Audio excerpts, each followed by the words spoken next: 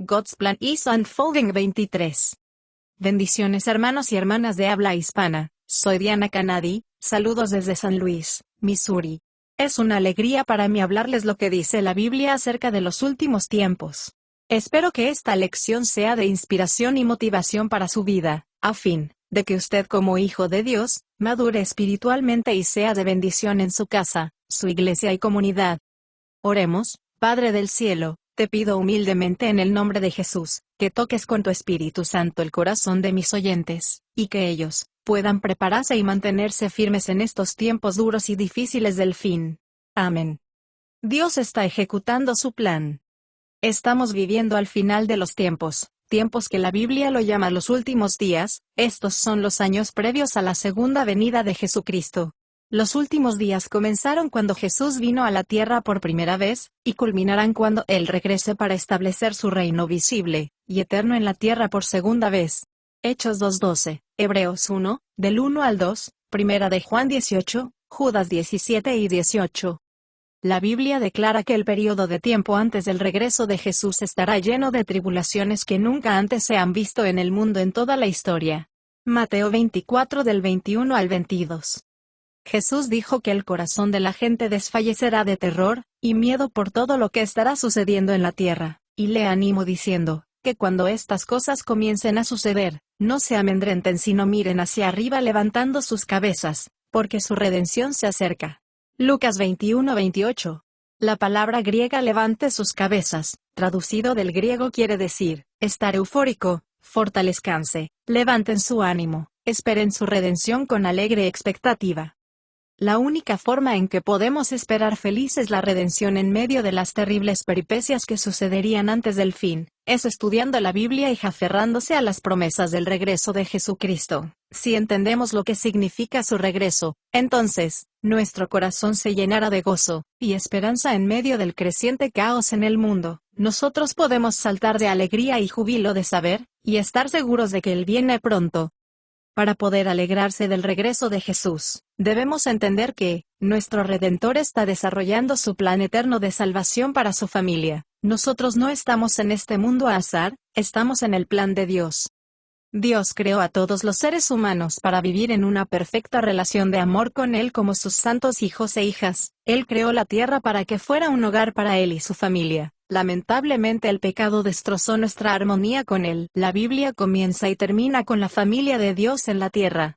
Efesios 1 del 4 al 5, Génesis 2 y 3, Apocalipsis 21:22. Es una lástima que la humanidad y la tierra no tengan las mismas condiciones de cómo Dios las creó o las concibió, porque fueron dañadas por el pecado del primer hombre, Adán, y por él fue contaminada toda su descendencia. Por eso, toda la tierra está impregnada de enfermedad, corrupción y muerte. Romanos 5:12, Génesis 3 del 17 al 19. Jesús vino a la tierra hace 2000 años para empezar el proceso de recuperación y restauración de toda su creación, tanto de la tierra como de su familia mediante el sacrificio de Jesucristo en la cruz. Ahora por su sacrificio en la cruz, las personas que reconocen a Jesús como Salvador y Señor, son limpiadas de sus pecados y Él viene a morar en ellos por medio de su Santo Espíritu. Las personas arrepentidas vuelven a ser hijos o hijas de Dios, por medio del nuevo nacimiento. Juan 1 del 12 al 13. Todos los que creen en Jesús se convierten en hijos de Dios. Sin embargo, ninguna de ellas está todavía transformado a la imagen de Cristo. Mientras estamos en esta tierra tenemos defectos de carácter y comportamiento. Por eso nuestros cuerpos todavía son sensibles al dolor, el llanto y el sufrimiento que pasamos mientras estamos en esta tierra lleno de desastres, dificultades y muerte. Antes de que Jesús ascendiera al cielo, su primer mensaje a sus seguidores fue, «¿Volveré pronto?» Hechos 1 del 9 al 11. Jesús regresará a completar el plan de Dios para recuperar a su familia, rescatándoles del pecado, la enfermedad, la corrupción y la muerte y para establecer su reino eterno en esta tierra. La salvación que Cristo viene a completar en sus hijos, incluye la resurrección de los muertos, es decir, la reunificación de las partes internas y externas para recuperar nuestra constitución que fue separada en nosotros al morir. La restauración de la tierra como nuestro hogar familiar eterno, purificándolo a las condiciones previas que tenía antes de que fuera dañada por el pecado, que produjo corrupción, enfermedad y muerte. Dios mismo vendrá para vivir con su familia para siempre en esta tierra. A Juan, uno de los 12 apóstoles de Jesús, se le mostró el fin del plan de redención en una visión que lo registró en el libro del Apocalipsis, mostrándole una nueva tierra renovada y restaurada. En Apocalipsis 21:1, dice, vi entonces un cielo nuevo y una tierra nueva, porque el cielo viejo y la tierra vieja habían cambiado, y desaparecido.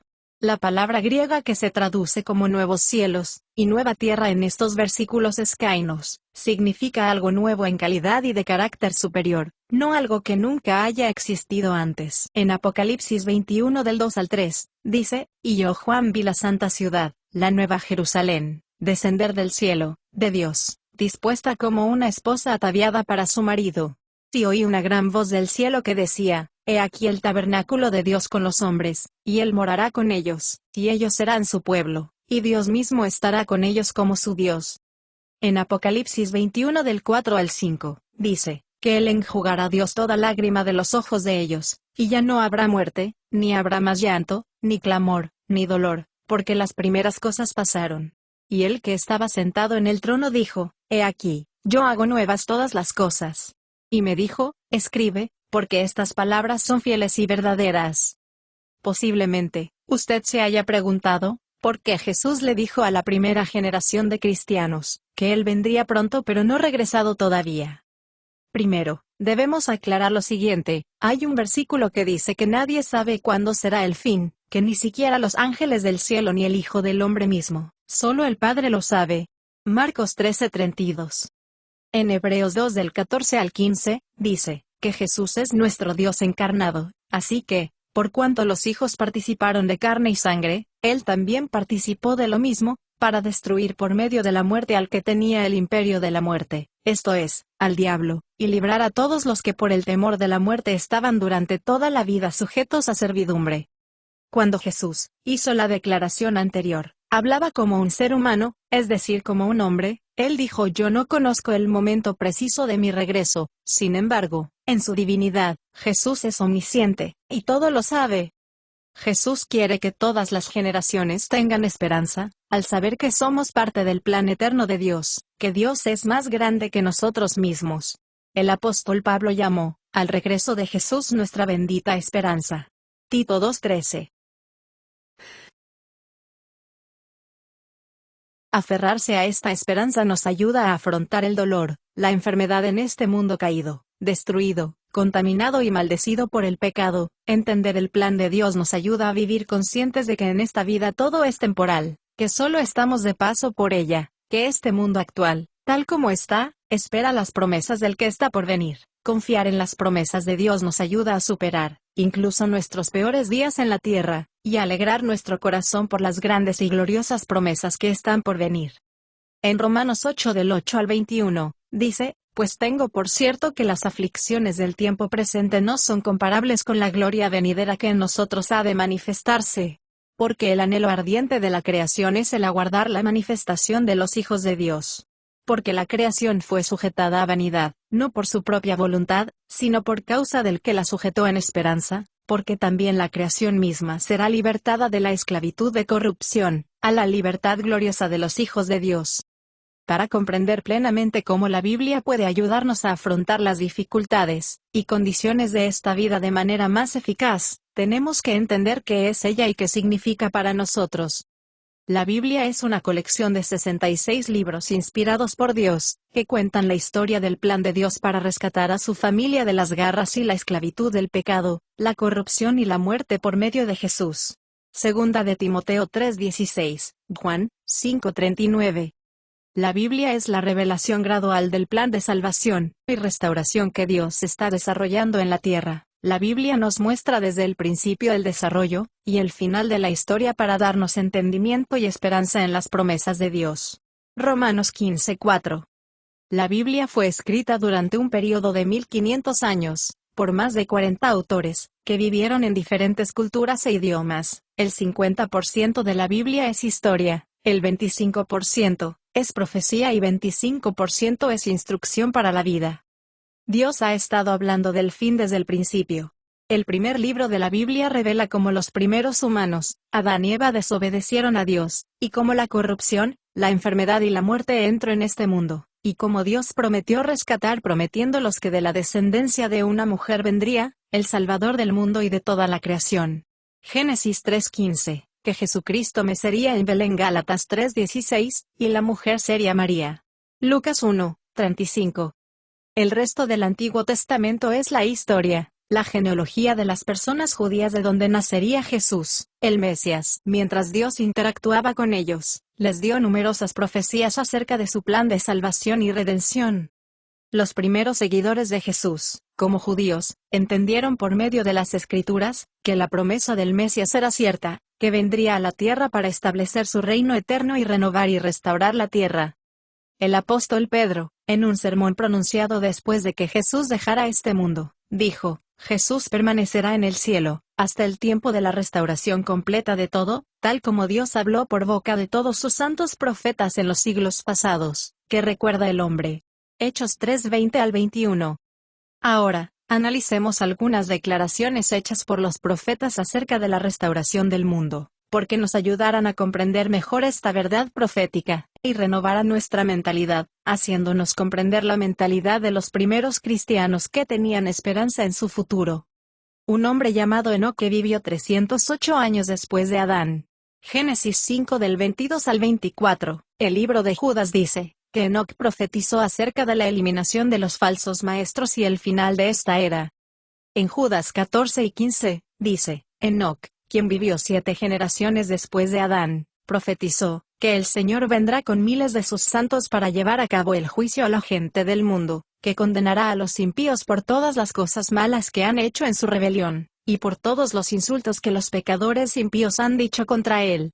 Una breve nota de margen. El libro de Enoc, un texto antiguo conocido en el siglo I después de Cristo por todos los rabinos y padres de la Iglesia que lo recomendaban como un texto de lectura, pero que nunca formó parte de las escrituras inspiradas, y fue olvidado en los años 700 después de Cristo. En estos últimos años ha resurgido el interés por el libro de Enoc, aunque no está al mismo nivel que la escritura inspirada, la Biblia, por no contener referencias especiales acerca de la salvación. El profeta Moisés compiló el libro de Job, un libro basado en el relato de un hombre que vivió más de 400 años antes de Moisés y 2000 años antes de Jesús. Job no era parte del pueblo judío, pero sabía que vendría un Redentor y que él lo resucitaría algún día y él moraría con su Redentor en esta tierra. Moisés citó a Job diciendo, yo sé que mi Redentor vive, y que él me levantará a mí del polvo de la tierra. Después de que mi cuerpo se haya descompuesto para ver a Dios, yo lo veré con mis propios ojos. Job 19 del 25 al 27. El profeta Isaías escribió sobre los nuevos cielos y la nueva tierra 7 siglos antes de que Jesús naciera, cuando Israel vivía sometido al pecado de idolatría persistente y eminente. Dios no abandonaría a Israel, diciéndoles que habría esperanza y restauración para todos ellos cuando viniera el Redentor. En Isaías 65:17, dice, porque he aquí que yo crearé nuevos cielos y nueva tierra, y de lo primero no habrá memoria, ni más vendrá al pensamiento. Isaías escribió que la tierra volvería a tener las condiciones similares a las que tenía en el Edén. Isaías 35 del 1 al 7, Isaías 51:3, Isaías 55 del 12 al 13. En aquel día, el lobo y el cordero vivirán juntos, el leopardo y la cabra estarán en paz, los terneros y los animales jóvenes estarán a salvo entre los leones, y un niño pequeño los guiará a todos. Ganado y osos pastarán entre ellos, los leones comerán hierba como el ganado, los bebés gatearán, un niño pequeño meterá sus manos en un nido de serpientes mortales y nada lo dañará ni lo destruirá. Isaías 11 del 6 al 9.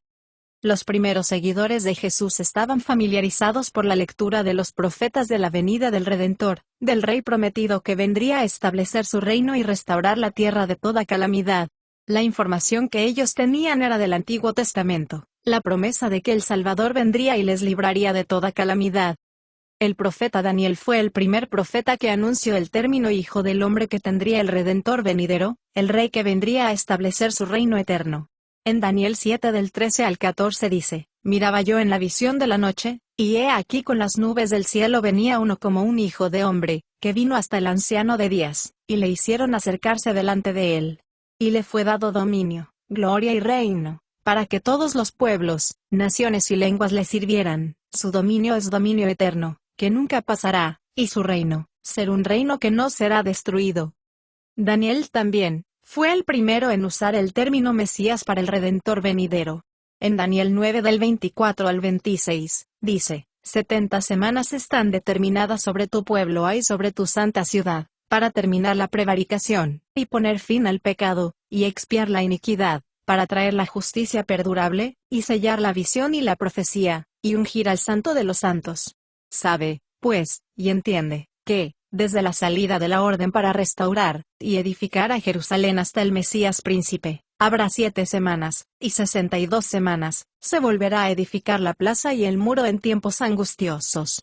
Y después de las 62 semanas se quitará la vida al Mesías, mas no por sí, y el pueblo de un príncipe que ha de venir destruirá la ciudad y el santuario, y su fin será con inundación, y hasta el fin de la guerra durarán las devastaciones. En Daniel 7, del 7 al 8, nos muestra la Biblia que fue el primer profeta de anunciar y describir al gobernante mundial, comúnmente llamado el Anticristo, que será derrotado finalmente por el Salvador prometido. Después de esto miraba yo en las visiones de la noche, y he aquí la cuarta bestia, espantosa y terrible y en gran manera fuerte, la cual tenía unos dientes grandes de hierro, devoraba y desmenuzaba, y las obras hollaba con sus pies, y era muy diferente de todas las bestias que vi antes de ella, y tenía 10 cuernos. Mientras yo contemplaba los cuernos, he aquí que otro cuerno pequeño salía entre ellos, y delante de él fueron arrancados 3 cuernos de los primeros, y he aquí que este cuerno tenía ojos como de hombre, y una boca que hablaba grandes cosas. Al libro de Daniel se le llama también el Apocalipsis del Antiguo Testamento, porque gran parte del Apocalipsis fue narrado y escrito con la información del profeta Daniel.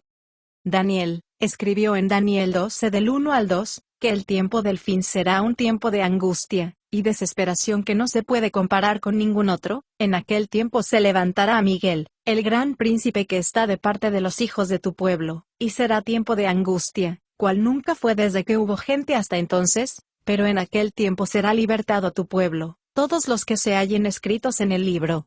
Y muchos de los que duermen en el polvo de la tierra serán despertados, unos para vida eterna, y otros para vergüenza y confusión perpetua. Hablamos la semana pasada que unos días antes de que Jesús fuera crucificado, les dijo a sus apóstoles que el templo de Jerusalén sería destruido.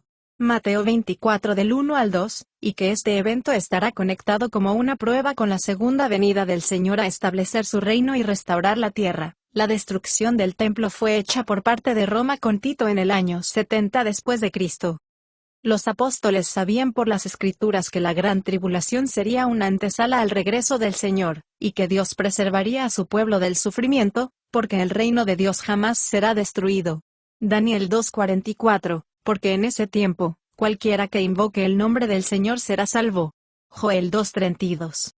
Observemos también cómo en Daniel 12 del 8 al 13, termina la profecía, y yo oí, mas no entendí. Y dije, Señor mío, ¿cuál será el fin de estas cosas? Él respondió, anda, Daniel, pues estas palabras están cerradas y selladas hasta el tiempo del fin. Muchos serán limpios, y emblanquecidos y purificados, los impíos procederán impíamente, y ninguno de los impíos entenderá, pero los entendidos comprenderán. Y desde el tiempo que se ha quitado el continuo sacrificio hasta la abominación desoladora, habrá 1290 días. Bienaventurado el que espere, y llegue a 1335 días. Y tú irás hasta el fin, y reposarás, y te levantarás para recibir tu heredad al fin de los días. Pedro, muchos años después, escribió a los creyentes que estaban sufriendo persecución por su fe, en medio de la situación que solo empeoraba. Él, hablando de tribulación creciente, les dice, tengan ánimo, el plan eterno de Dios es infalible, su plan eterno de salvación, pronto se completará. Luego en Primera de Pedro 1 del 3 al 4, dice, bendito el Dios y Padre de nuestro Señor Jesucristo, que según su grande misericordia nos hizo renacer para una esperanza viva, por la resurrección de Jesucristo de los muertos, para una herencia incorruptible, incontaminada e inmarcesible, reservada en los cielos para vosotros, que sois guardados por el poder de Dios mediante la fe, para alcanzar la salvación que está preparada para ser manifestada en el tiempo postrero. Y en Primera de Pedro 1 del 10 al 11, dice, los profetas que profetizaron de la gracia destinada a vosotros, inquirieron y diligentemente indagaron acerca de esta salvación, escudriñando qué persona y qué tiempo indicaba el Espíritu de Cristo que estaba en ellos, el cual anunciaba de antemano los sufrimientos de Cristo, y las glorias que vendrían tras ellos. Por eso, los que lo escucharon le preguntaron cuándo y cómo serían esos acontecimientos. En Primera de Pedro 1 del 12 al 13, dice, a estos se les reveló que no para sí mismos, sino para nosotros, administraban las cosas que ahora os son anunciadas por los que os han predicado el Evangelio por el Espíritu Santo enviado del cielo, cosas en las cuales anhelan mirar los ángeles. Por tanto, ceñid los lomos de vuestro entendimiento, sed sobrios, y esperad por completo en la gracia que se os traerá cuando Jesucristo sea manifestado.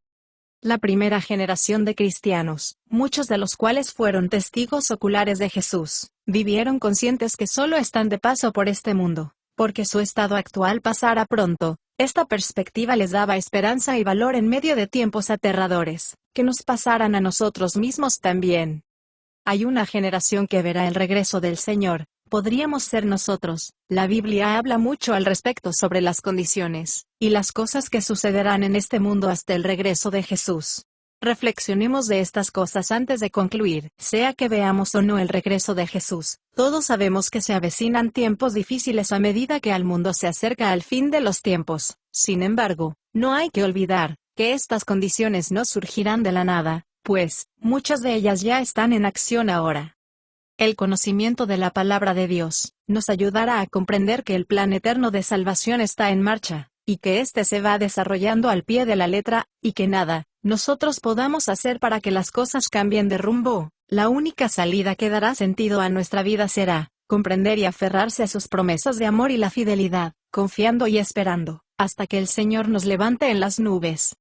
No hay que preocuparse. Cuando hablamos que las cosas que sucederán en el fin de los tiempos son terribles y espantosas, no significan que no tengamos ayuda para solucionar nuestros problemas actuales, sino que la mayor y la más grande ayuda viene de Cristo. La forma que pensamos y obramos nos ayudará a vivir con perspectivas eternas, conscientes de que las cosas de este mundo son temporales, pero las cosas que vienen son seguras y eternas, porque en el plan de Dios, los problemas de esta vida, la enfermedad, la vejez y la muerte jamás nos arrebatarán la recompensa que Cristo nos ha prometido. Animémonos, y seamos conscientes, que la mejor y la más grande parte de la vida está después de esta vida. Cuando el plan eterno de Dios se haya completado, en Cristo no tendremos ninguna pérdida, solo ganancia.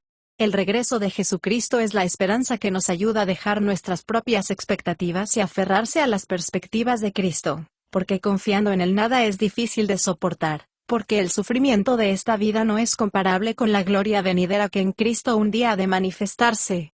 Diana.